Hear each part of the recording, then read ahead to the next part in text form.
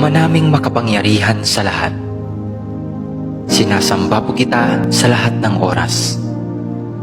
Maraming salamat po sa isang buong araw na nagdaan na puno ng biyaya, pag-ibig at kaligayahan.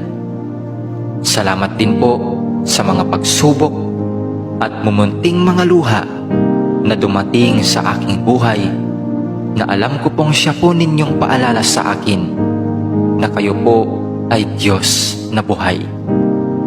Maraming salamat po sa pagbabantay sa akin at sa aking pamilya at mga kaibigan sa loob ng maghapong ito, at sa paggabay sa amin sa mga pagsubok na aming nakasalamuha. Alam ko pong nariyan kayo sa aming tabi sa lahat ng oras upang kami ay bantayan at gabayan.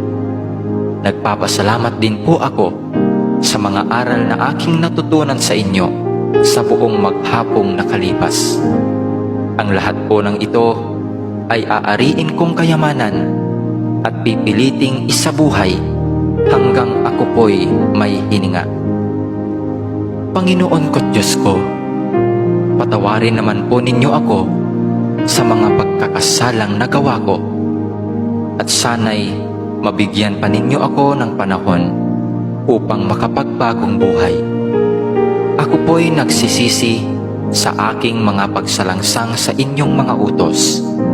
Patawarin din niyo ako sa mga pagtalikod na aking ginawa sa aking kapwa, at sa mga pagkukulang ko sa aking mga kaibigan at mga mahal sa buhay. Pinatatawad ko rin po sila sa kanilang mga kasalanan sa akin. Batbat po ng dumi at kasamaan ang aking puso at isipan. Naway linisin mo po ito ngayong magdamag at baguhin, upang bukas ng umaga ay magkaroon ako ng malakas na pananampalataya at panibagong buhay.